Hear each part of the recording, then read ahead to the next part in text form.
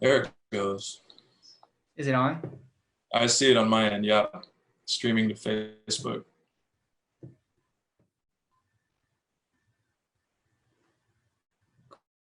Cool. All right, couldn't figure that out last time, so that's good.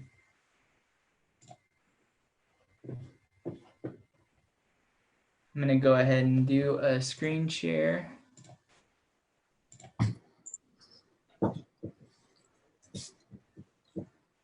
All right.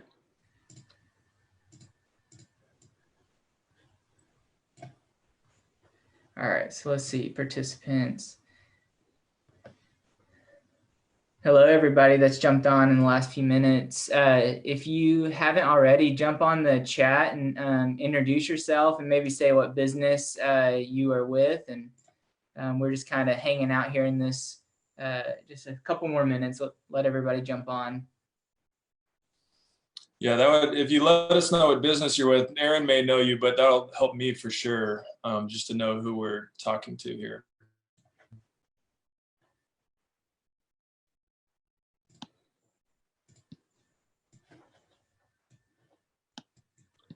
All right. Got a lot of people here. Nice to see everybody.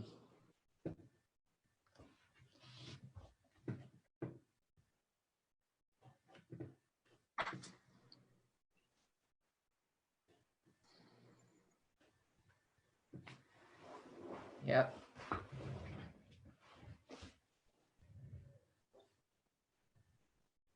Very cool. Hey, Jen, Desiree, Cynthia, Scott and Liz, Ginger, Kate and Andrew, Deandra, Kaia, what's up? What's up? Yeah, what's up?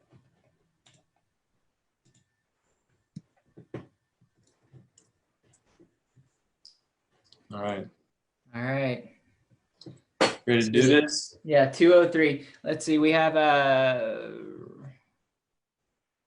yeah, we can go ahead and start. So the good thing is this webinar is recording. It's also on our Facebook Live. So there are a couple ways that we can get it to people. If they don't get to jump on right when we start, we can always rewind later. So let's get started.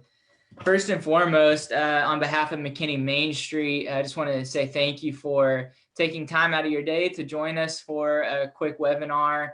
Our focus today is going to be on social media in the age of COVID-19. And the point of everything that we're going to deliver today is to give you some unique content ideas for connecting with your customers in a different way than you might have done in the past. So we'll continue on. Just a little bit about me if you don't know me already. I'm the Main Street Program Coordinator for the City of McKinney, and I'm excited to have a chance to speak to you through a virtual platform now, something that I personally have never done, but this is kind of the age of doing things you've never done. So first webinar on Zoom, and if that gives you anything, it's just to feel good trying new things, because this is the first. But also things like this mustache here. I got to call you out on. Yeah, I lost my razor. I also need a haircut. This is just the days of quarantine that are happening. So yeah, I'm the president of the Texas Downtown Association this year. We represent over 300 different communities and also organizations that are statewide, all focused on downtown revitalization and promotion efforts. And that's been a blessing. It's also a hard year as being president of the TDA for obvious reasons. And so we're working hard on that level as well to represent all of you. I manage our social media accounts for Historic Downtown McKinney. We have over 50,000 combined followers. When I started, I want to say that we had about 1,000 followers. And so it's been pretty exponential growth over the past few years. And it's a great way for us to share the message of what we're doing in downtown. And I'm excited now. The past few years, I've had a colleague to help me with that message, Kaia. She's actually on this. But together we work to kind of create really cool, unique content to share that message. I'm also going to school at UT Arlington just to keep on growing. But let me toss it over to Chad for everybody who don't know Chad. I've had a chance to know him for quite a few years, and honestly, you're all in for a really good treat today with this webinar, because he's done some of the most creative campaigns that I personally have seen. So, Chad. Sure. Hi, my name's Chad. I am very familiar with downtown McKinney. I live right off the square, so I frequent your businesses quite often over the years. Currently, I own a boutique marketing consultancy. It's just me. I work with a handful of clients in a number of different industries. And in the past, full-time, I've done stuff with nonprofits, with video games. I sort of have a crazy background. In my early 20s, I was in the entertainment industry out in LA. So specifically for this webinar, this is the stuff I like to do most, which is basically sort of put on our creative hats and come up with fun ways to connect with people through marketing and content marketing. We're going to do a Q&A at the end of this as well. So if you guys have any questions specifically about some of the stuff that I have a lot of experience with, one I want to call out is paid advertising. A lot of times small business owners are curious about what to do with Facebook ads or Google ads or Snapchat or whatever. If you guys have questions about that, I can address those at the end. And also any other sort of things you've seen that, like, should I try a messenger bot? Should I try virtual reality? We're going to touch on a few sort of outside the box things today, but any other questions around sort of unique marketing stuff I can speak into as well. Yeah, so make sure as we go to fill out that Q&A section at the bottom of the webinar and let us know, so at the end we can try to get through as many of those as we can. So this webinar, what you should expect to walk away with after we talk about all of our subjects is we're going to discuss 5 social media paradigms for your business.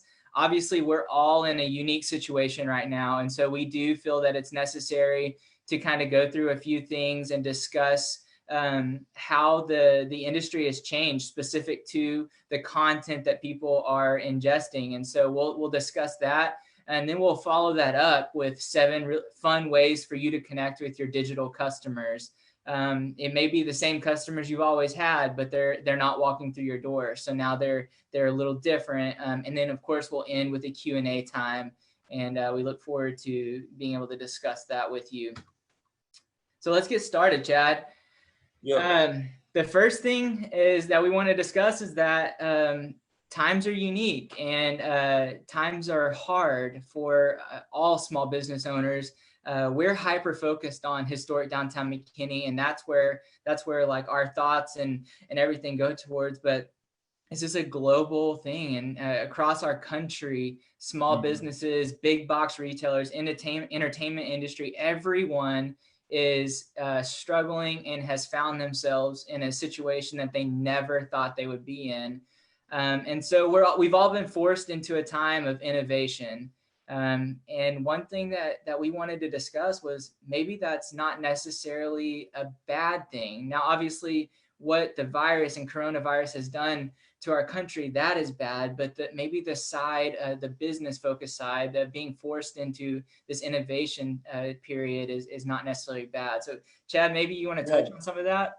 Yeah, I think this is really like the umbrella theme of this whole webinar. And in thinking about a positive way to phrase this, we came up with forced innovation. So forced has a negative connotation. Innovation, though, should have a positive connotation in your mind. And for most industries right now, and the one I think about and work on a lot is the entertainment, the broader entertainment like film, TV, and gaming. Coronavirus isn't fundamentally changing those industries, but it is fundamentally speeding up the rate of technological innovation. And so things are happening in a reduced time span, like drastically reduced. And so your business, like, this is not the webinar about your hard realities, like your P&L sheets and how you're going to keep the lights on and stuff like that. This is, God willing, assuming all of those things, you're staying afloat. This is ways to capitalize on this unique time period, because innovation is not bad. It's just a muscle that sometimes we're not used to. And so one of the key points here for me is the things you tried during this period. Hopefully you go for it. Some of these ideas, you're like, sure, I'm going to try that thing. I never would have done this in a million years, but I'm going to go for it.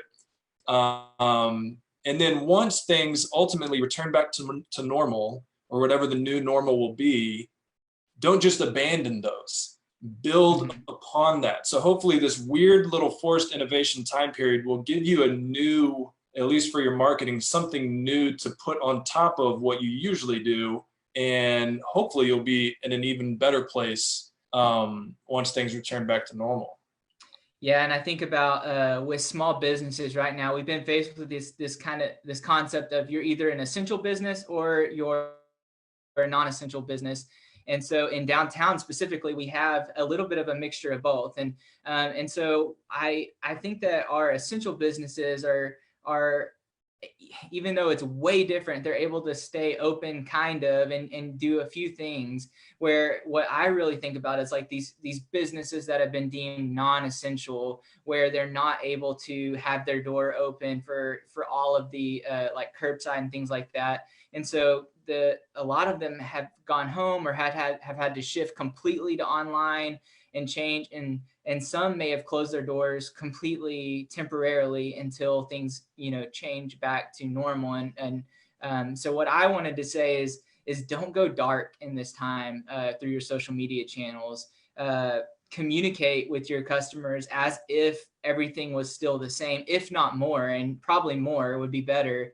If you are only selling online, or you're offering local deliveries, or whatever this new business model that you have is, it should be something that is very easy to understand as the consumer, whether that's like going to your website and it's top of the screen, coronavirus updates, like this is how you're reaching your customers, to your social media channels. You should constantly tell your customers how they can shop your store or get your merchandise and make it as easy as possible. So definitely don't go home and go dark and wait this thing out. Like it's time to communicate as much as possible. And I think too, and as far as buckets of innovation goes for small businesses, I think the first one that most businesses on the square were like hit with really quick was innovation around logistics.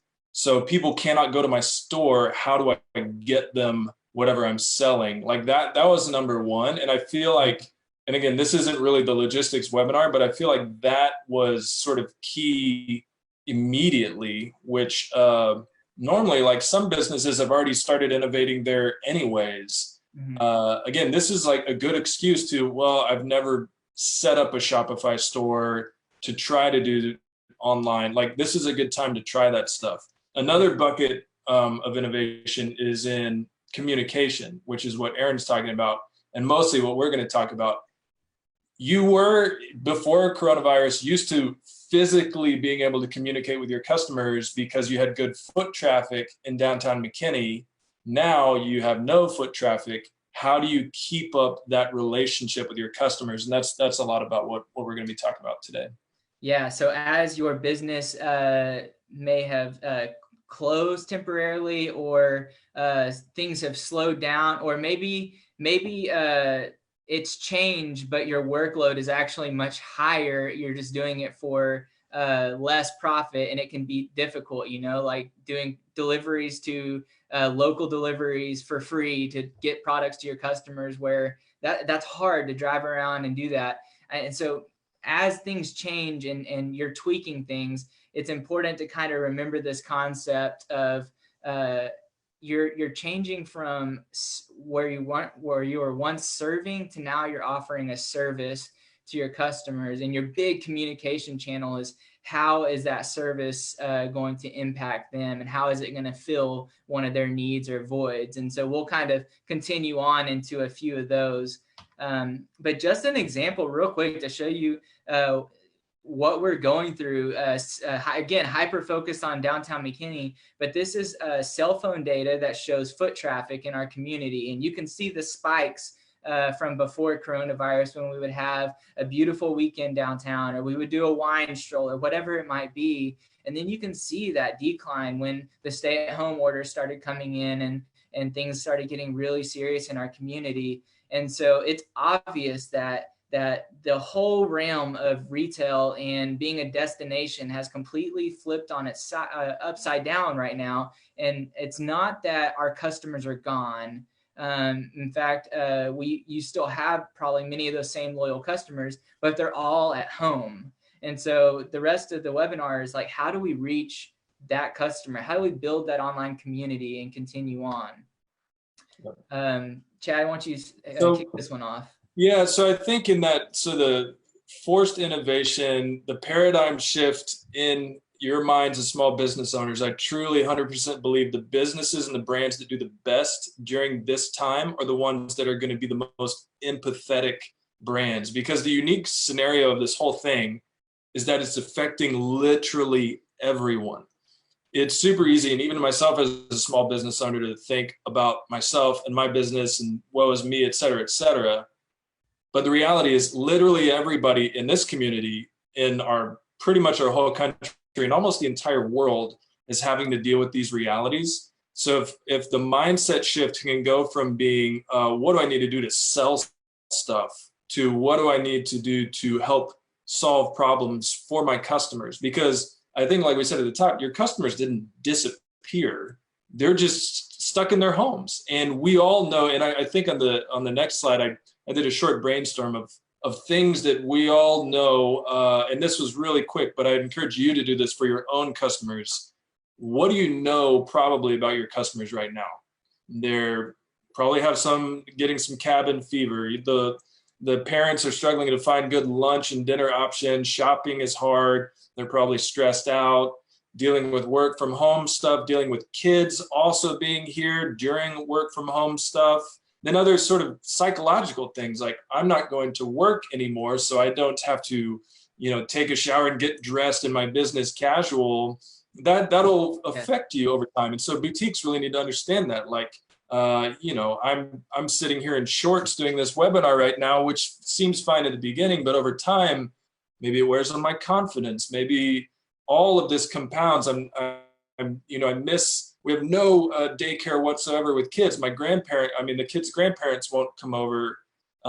Genuine social interaction is gone. This is affecting everybody, and specifically affecting the people who buy from you. So rather than saying, hey, please buy my product or whatever it is, think about ways to say, hey, are you dealing with cabin fever? We all are. Here's something unique we are doing that'll help you in this situation. Yeah. That's really the innovation, and it has to come from a place of empathy. Yeah, for sure. And then I'll let you take this one too. Yeah, and so this is just another chart to show that. Like, normally selling and product benefits and what you do and this sort of broadcast messaging is fairly common for small businesses. But during this time, we need to shift over to what are we doing? What are you as a small business doing to benefit the consumer? Not what does my product do, but here's what it does for you, and as specific as possible is the best way to do it. Right. And instead of just hard selling people all the time, offering them something that's useful right now. And right now is not the time to have like these hard calls to action, but to really build your overall brand equity, build your community, build your personally as the business owner, your authority in the space that you're operating in. And again, shifting to an empathetic messaging paradigm. And again, that doesn't mean everything you say has to do with coronavirus. You don't have to constantly be saying, that you feel bad for people suffering and stuff, but it means you probably need to pause all your scheduled posts that you had before coronavirus and go through and rethink how you're going to phrase things during this time, because we are all operating under a new normal right now. Yeah. And you can go through this list, and like you said, you can create your own, but just reading this, it's pretty easy to think about the businesses that we have in downtown and pinpoint how certain businesses might be able to step up in a way that would answer to one of these. Obviously, today we're talking about how to do that virtually or through one of these content sharing communities. And so the big thing right now, it should be something that we know, but content demand has skyrocketed in the matter of a month. And now is the time for everyone to launch content and to do things that you never thought you would do. Like maybe one of you out there is like, I will never do a Facebook Live because I'm nervous. I don't know how to do it, things like that. Well, now, like, all rules are out the window for coronavirus right now. Literally no one cares how professional things are. They are just hungry for stories, and they want to know what's happening. They want to see things outside of their four walls of their home that make them feel good and that aren't like doom and gloom type stories. And so as a small business owner, it's important for you to pick up your phone and choose one of these channels and share your stories. What makes you unique as a business? Why did you even start a business? And tell them about those days when you were sitting in at your kitchen table, just dreaming of opening your first boutique and all of those type of things, and share that out. People are hungry to talk and communicate. They're looking for a community other than maybe the people that they're like in the house with. And so this is a great way to do that.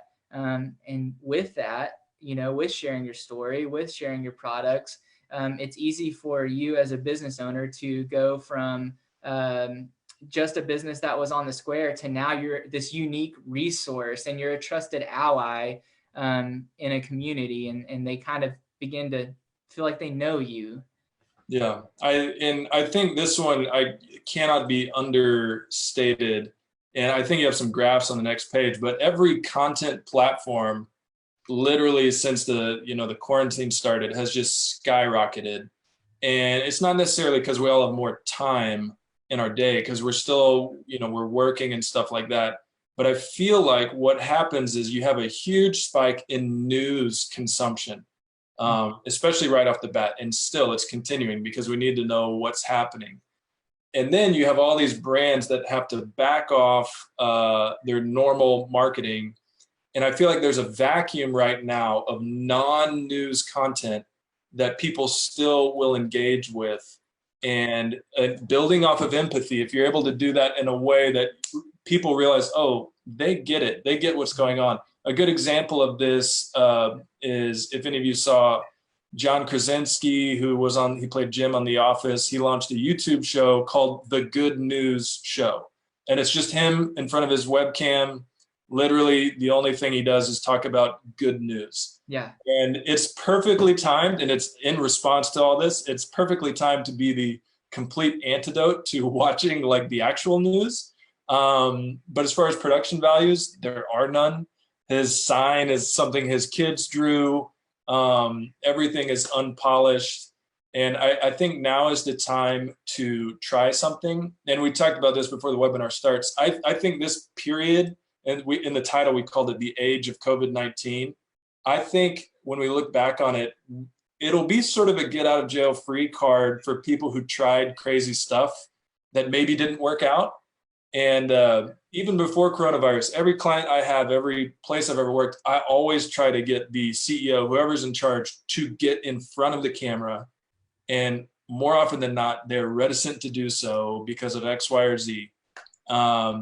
Now is the time to do that and have no fear of failure because everybody is trying crazy stuff right now. So if you're afraid of being on a live stream, you just got to do it. If you're afraid you aren't, polished enough in a video or not good looking enough or whatever it might be, it does not matter. I was watching CNN interview somebody from the World Health Organization, and she was talking in a whisper on CNN because her baby was asleep in the next room on like a primetime CNN broadcast. So yeah, don't worry about being overly polished. Just take advantage of the, the attention that is out there right now. Yeah, and I think it's important that in this time you utilize these channels to create an online community. Now, I think about businesses in downtown that have built really great like in-store communities that come in and on a weekly basis and have like Ginger Hayes is on this, and she has knit-togethers inside McKinney Knittery, and these women come all the time and they knit together. It's a community. They have fun. They crack open a bottle of wine. Well, that's out the window right now. And so, how do we convert, the community that we once had and was so easy to gather with to an online community where we can continue having those same type of feel-good moments and share stories and all of those things, but now we're doing it from the comforts of our own home. And that online community doesn't disappear when COVID-19 is gone. That's something that a small business owner can continue to capitalize on moving forward. And I think too, one of the analogies I use in most marketing stuff, but especially content marketing, for people that are doing something time like a Facebook Live, it's fairly predictable the feelings as the person doing it that you'll feel. First time you do it, you end it and you're like, wow, I did it. People watched, feels great. And then maybe the second time you're like, oh, this is a drag. It's not growing. I don't see people actually buying or whatever.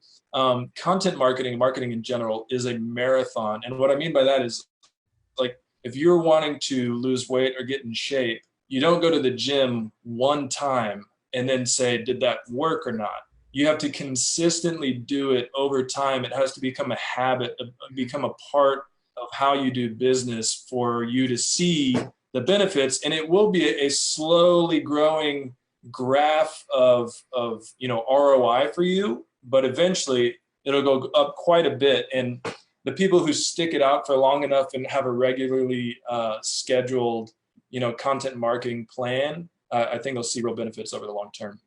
Yeah, absolutely. And I think this speaks for itself. This was earlier even in the coronavirus, but Facebook and Instagram lives had already increased 40%.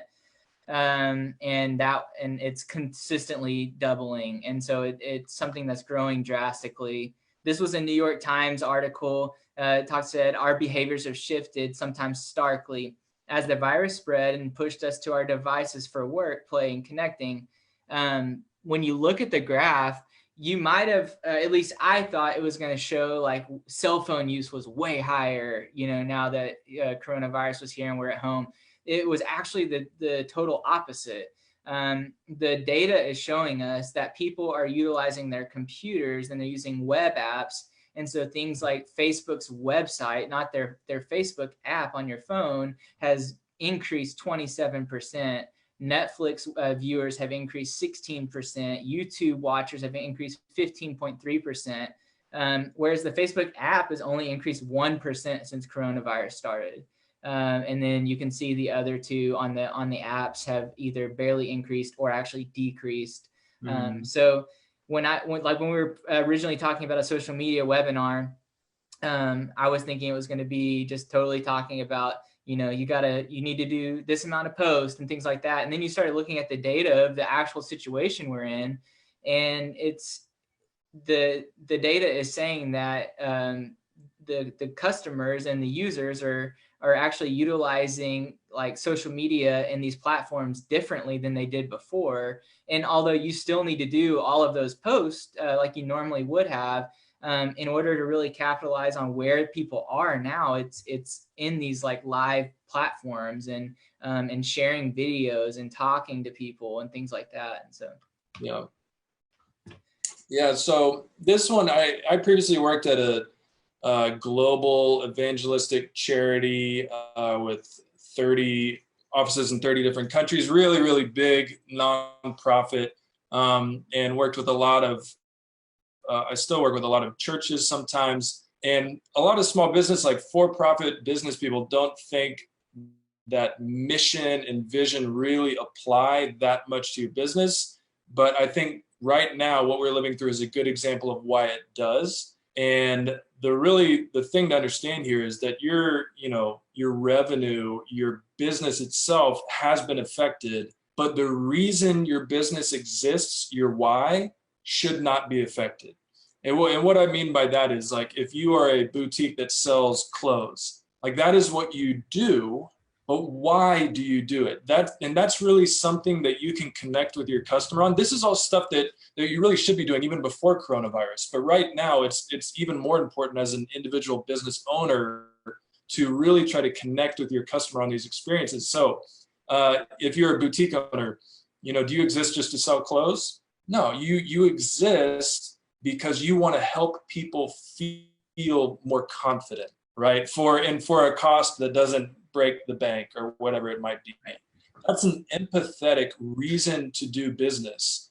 Sometimes I guide people through this inverted pyramid that starts with vision at the top, then strategy, then process, then technology.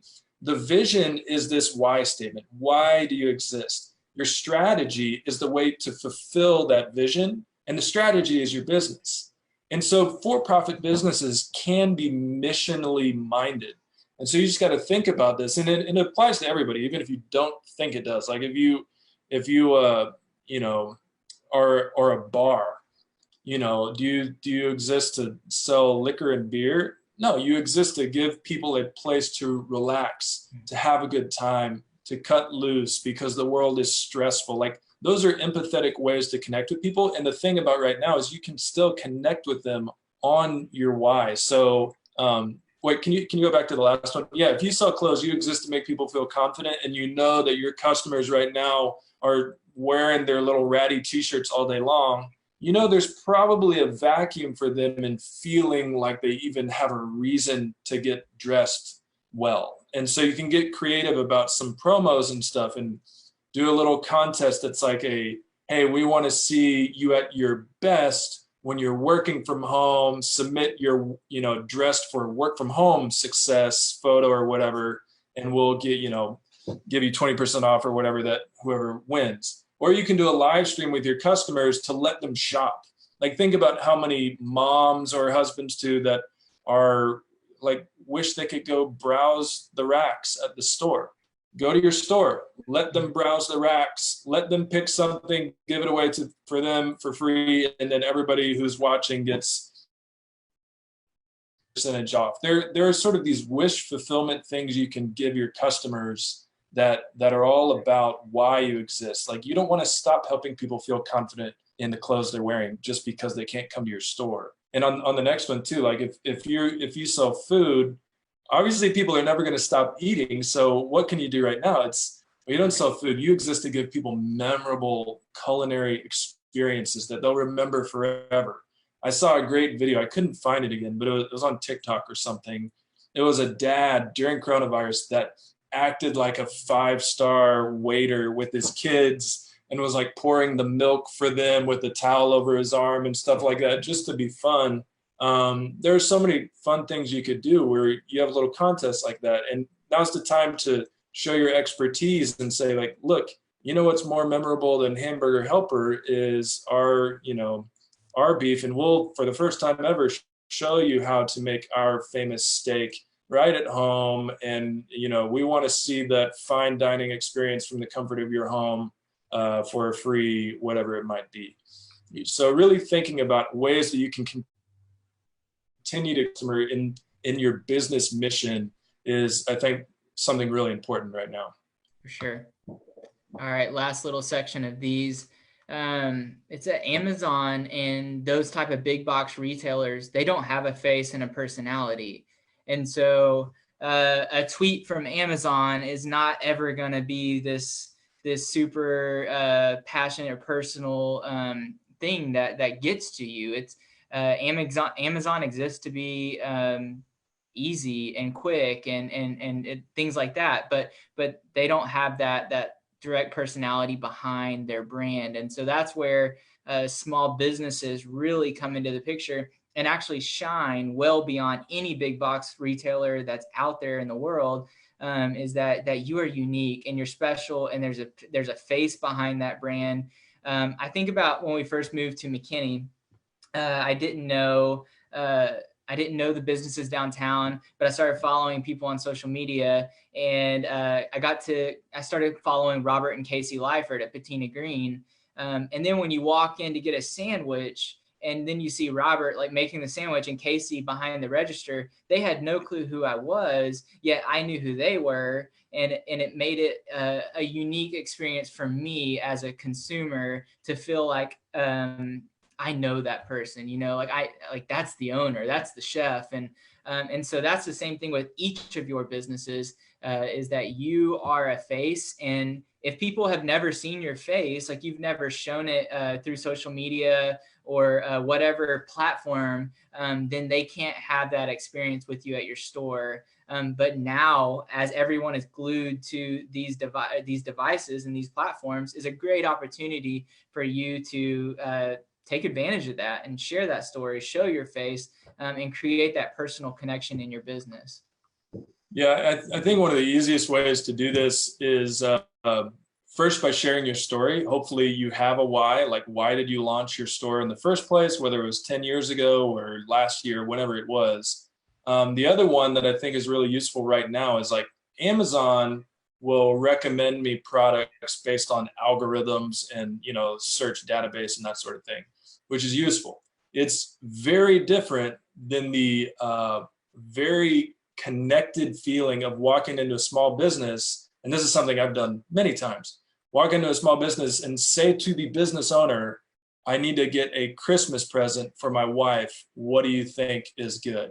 And having that connection where they recommend certain things and we have a little conversation about it, that's an experience that keeps people going to small businesses. Like Aaron's talking about, knowing the actual owner and being able to have those experiences.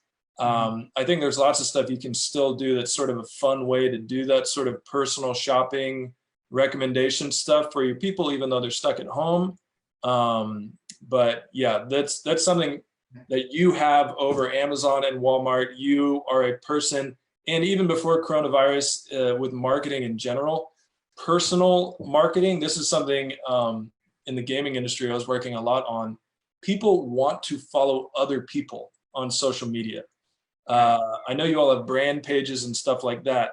You can do two things. You can add your personality into your brand page, or you can have two separate ones and use your personal page or your personally branded page and your business page. But I think it will behoove you in the long run, and especially right now, to bring your face into your business so that people can get to know you. And people are much more loyal to other people than they are to brands as well. Mm-hmm. Awesome. Yeah, so we kind of know where we're at as a country as far as the content we're digesting and how we're utilizing it in this time. And so now let's jump into the next few slides where we've created 7 fun ways to connect with your digital customers. And so we'll start right here with Zoom, and it's the platform that all of us are utilizing at this very moment. There's another graph from that New York Times article showing how the exponential growth of Zoom has gone, but you also see the other live platforms on there, Google Classroom, Microsoft Teams, etc. People are working from home. Meetings are no longer in the same room. They're through Zoom, which we get. But I've also heard from just about every industry or type of retailer out there, creative ways that they're utilizing Zoom or a live streaming platform to continue offering services or meet one of those needs that was on that slide earlier about boredom, or kids are tired of playing with the toys they've had every day and being stuck inside. There's a Taekwondo studio, which you would think would just be totally rocked right now. That's lost only 3% of their normal income, and they're offering all of their lessons online through Zoom. And so we know people are bored. They're looking for a new hobby right now. Like if you're ever going to pick up a guitar and try to learn guitar, or just really push yourself to do something new, like a lot of people are doing that right now. And so how can you as a small business owner utilize something like Zoom to create some type of online learning experience for your customers? Especially these businesses that were by the government deemed non-essential, where you don't really have that that option to do anything but this. And so I don't know if you wanted to add to that, Chad, with some of the stuff you've seen. Yeah, I think this is really, so functionally the difference, if you weren't aware of Zoom before all of this, the difference with Zoom and like Facebook Live or YouTube, Zoom is a video streaming platform where you can have a closed meeting together. So before coronavirus, it was mainly businesses that used it to set up a video call to talk about whatever. The things you can do on Zoom are really easy screen sharing. So that's why it's a good online learning platform. Q&A stuff like we're doing in here, the chat at the same time. But yeah, there are so many examples. My 4-year-old's preschool is having a Zoom class tomorrow. I'm really curious to see what exactly they do, because he's, he doesn't even know how to use a computer. But the other thing, you could have up to like 16 different people on, like their actual faces. Right now, you guys can't talk in here, but certain meetings, you can have a whole bunch of people and actually talk to each other. I work with Saddleback Church, the really big church in California, and their online campus for years has used Zoom to have like church small groups from all over the world, and they actually have discussions and stuff through Zoom meetings. So there's a lot of stuff you can do with Zoom, but think about your skills as a business owner. It's more than swiping credit cards. Like, what do you have expertise in that you can share with your customers that will hopefully empathetically help them solve a need or fill some vacuum in their life right now?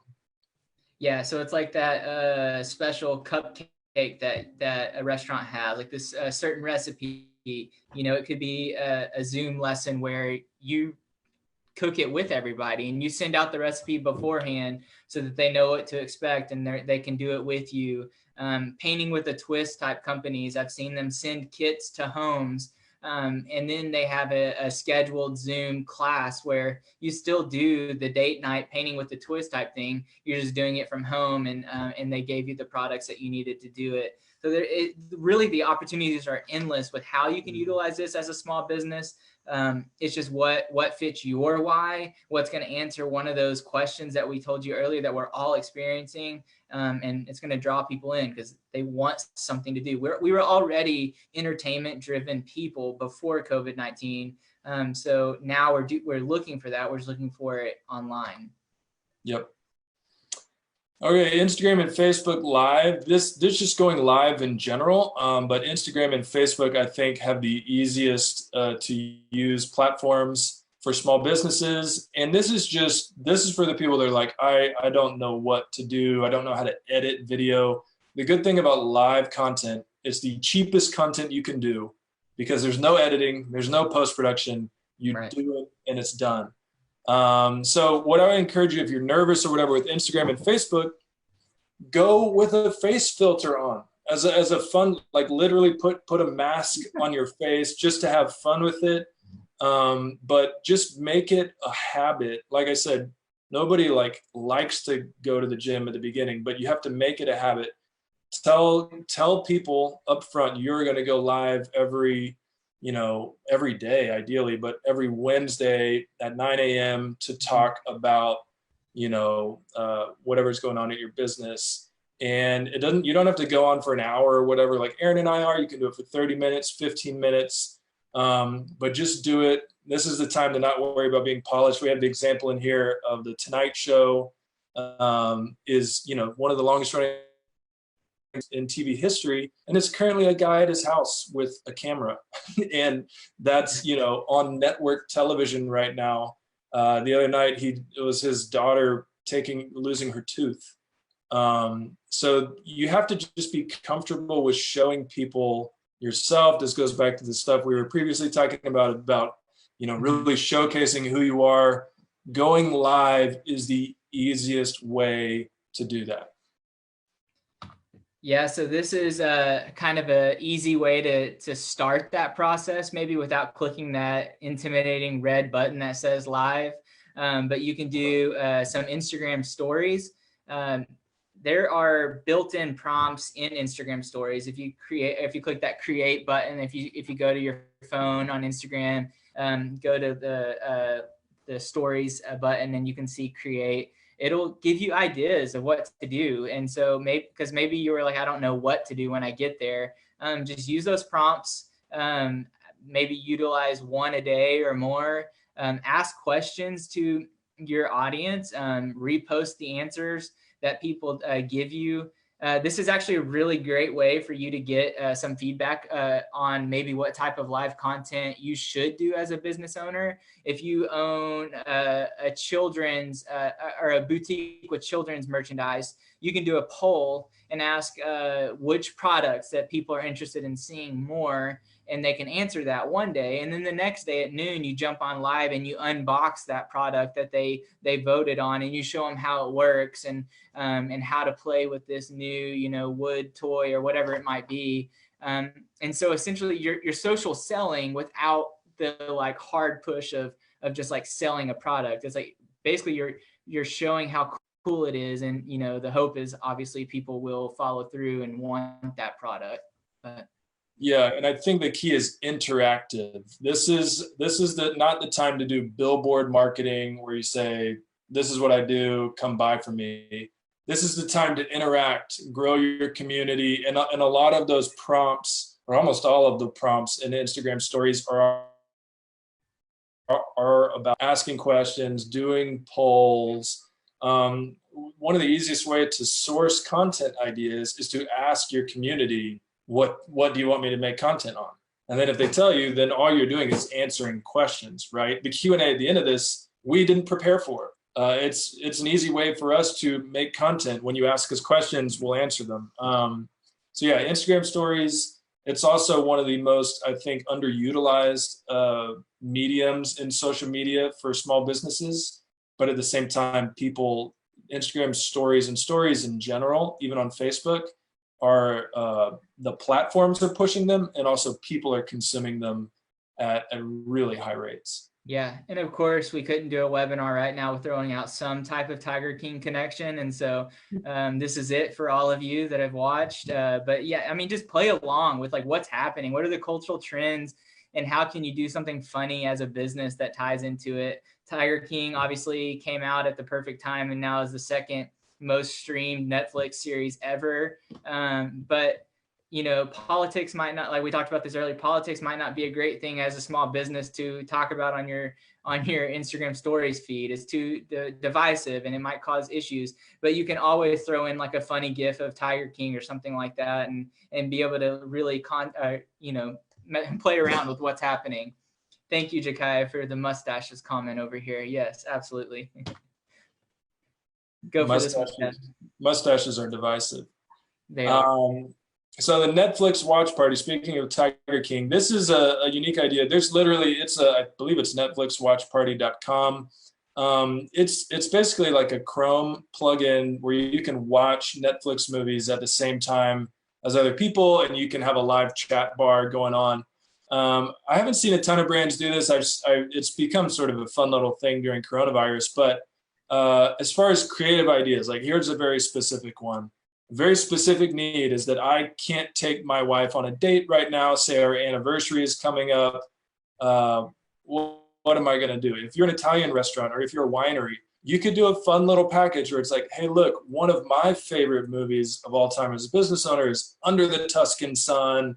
I spent, my college semester abroad over there. I love that movie. We're doing a package of Tuscan wines, or wines from Tuscany, or whatever it might be, and we're all going to watch Under the Tuscan Sun at this time via Netflix watch party, or even just show us that you're watching Under the Tuscan Sun for your stay-at-home date night and win something or other. So there are fun ways to fill those sort of creative needs for your consumers that you can also push product for. Wine is what I assume wine consumption rates have probably gone up during this time. Yeah, I heard Texas is one of the highest consuming states at this point. But the Netflix example here, although it is unique and different, the point of all of this is that we have the data in front of us of what people are doing. And Netflix obviously is one of the top things that people are doing. And so if that's the case, how do you as a small business owner meet your customer where they already are? And so, you know, maybe there's a way that you can fit this around what you do. You own a store that sells sporting goods. Maybe you throw on like a classic, you know, sports movie, and you know, just give guys a time to interact, crack open a beer, whatever it might be. Feel like they're having like a tailgate, but they're, again, stuck at home just like everybody else in the country. But really just find a unique way to interact with your customers. Again, we're going to keep saying it, build your online community, and people are hungry to interact. Yeah, so this next one I have experience with. So I used to work at Playful, which is here in McKinney, a video game company. The thing about video game marketing, most businesses talk about, you know, your marketing or whatever department. In the video game industry, it's called your community department. It's all about building a community. And I think one of the key things when you think about, well, how do you have an actual, genuine, authentic community? It's really pretty simple. You do stuff together, right? Like you watch a movie together. Live streaming video games it may not apply to most of you, but the idea still does. If you do something interactive with your community that they will participate in, they will join you on, that is a great way over time to build that connection. And if you happen to, you know, this idea could apply to you, you know, a sporting goods store could do a Madden tournament, or you could be like, you know, your teenager's stuck at home right now, not going to school, just for fun. Hey, beat my 17-year-old in Madden and you'll win a free, you know, Cowboys jersey or something like that. Things that are just shaking it up right now outside the normal. Marketing is all about attention. If people don't expect you to live stream Animal Crossing from your Facebook page, man, well, this is the time to try that and see what happens. If nothing else, it'll be memorable, and you'll stay top of mind for people. But this isn't a video game live streaming tutorial. You can easily figure out how to do that specifically. Obviously, you have to have the consoles and stuff like that. But you can live stream to Facebook, YouTube, or Twitch. Unless you're going to really go in on Twitch for a long term, I would stick with either Facebook or YouTube, and probably Facebook for most of you. But it would be a really fun thing if a small business started a video game streaming platform. It'd be cool. It's also one of the fastest growing industries in the world right now, is the online gaming and streaming thing. In fact, like there are complete, like almost like a Super Bowl essentially for almost every major game out there, and they're creating arenas. So I think those celebrity streamers like Ninja and people like that, when you look at it, it's pretty obvious why they're so famous. They are live all day, every day. And as a fan, or as a, you know, for you guys as a potential consumer, if you're making yourself available for that amount of time consistently, you will build up a following of people. And it's not anything gimmicky. Just be yourself.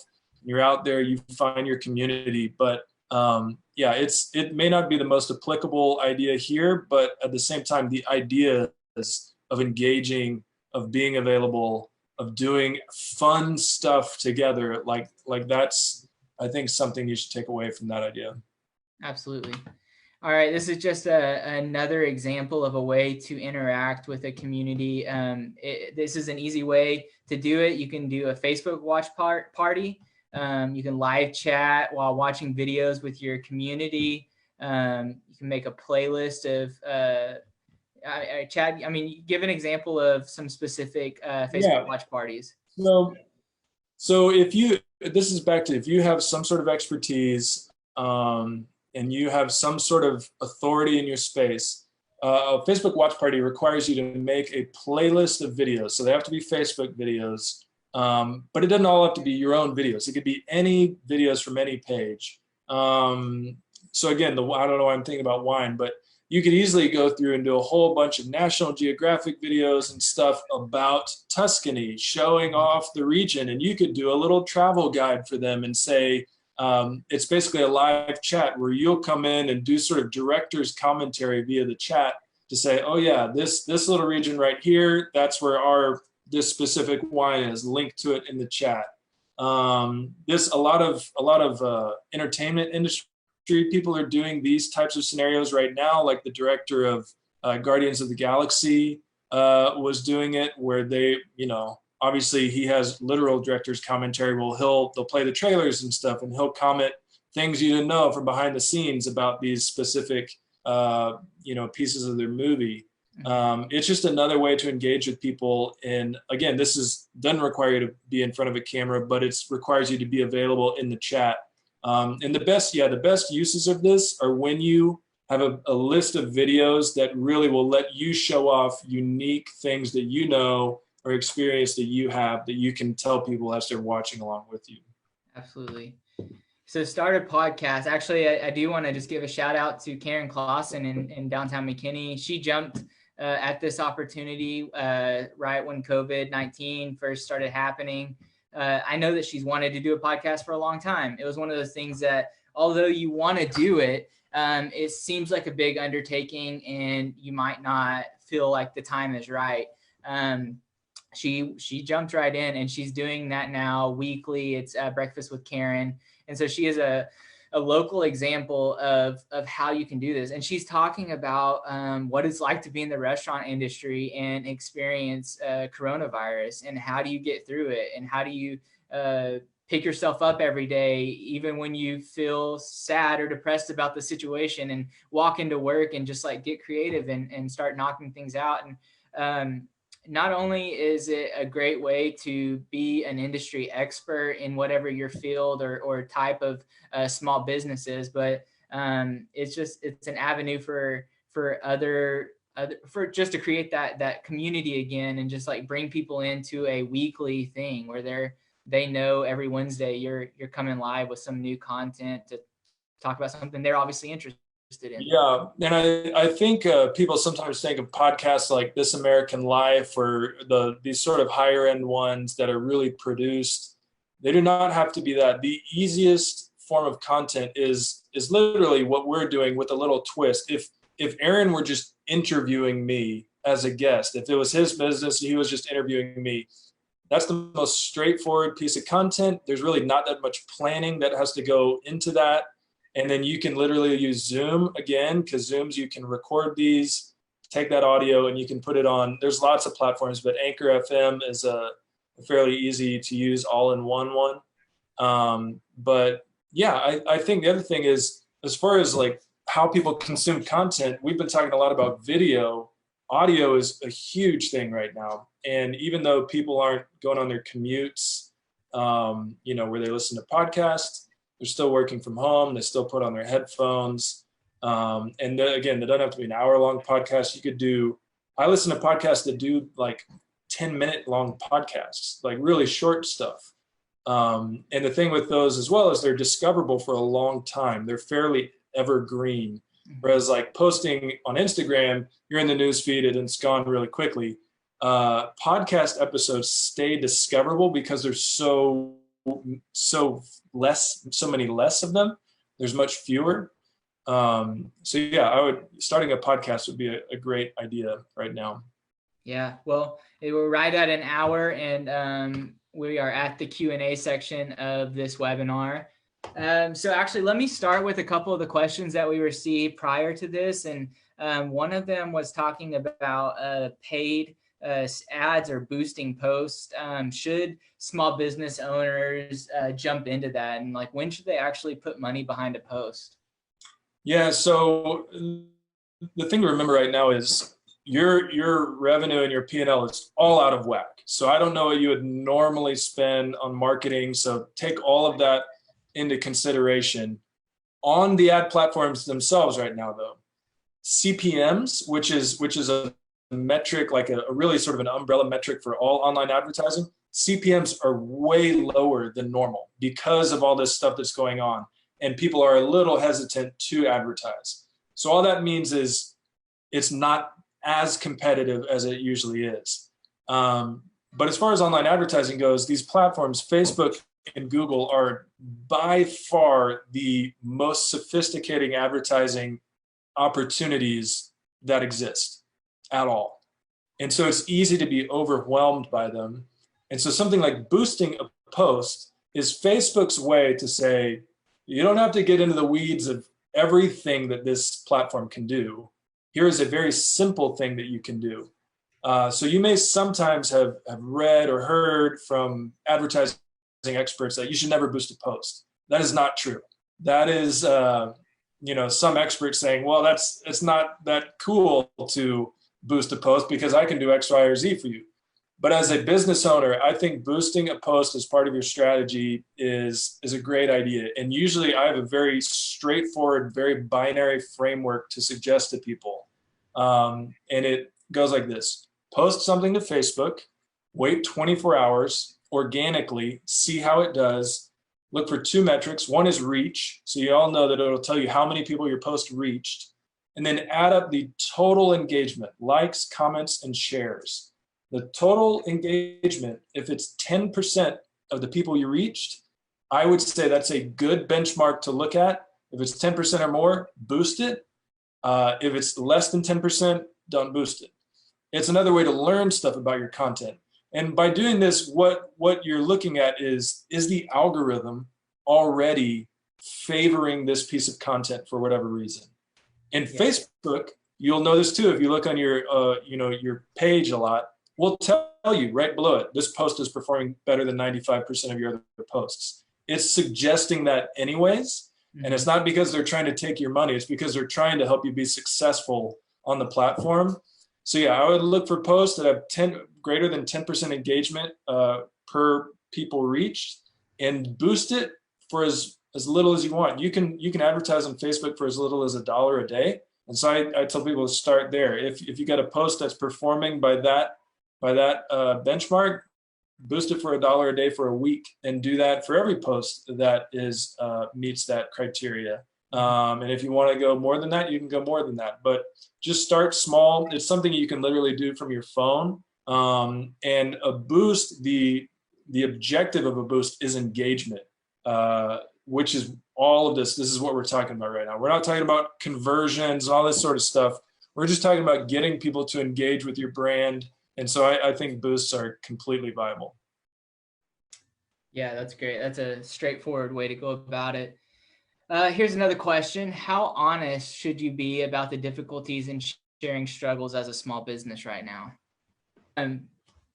So we talked about that question earlier today. And one of the things we talked about was sometimes there are things that are difficult and are challenging as a business, but maybe not right for your external communications. Like maybe it doesn't do any good to share some of the all of the things that are going on, even though most of it is most likely assumed because every media channel in the country is talking about the difficulties for small business.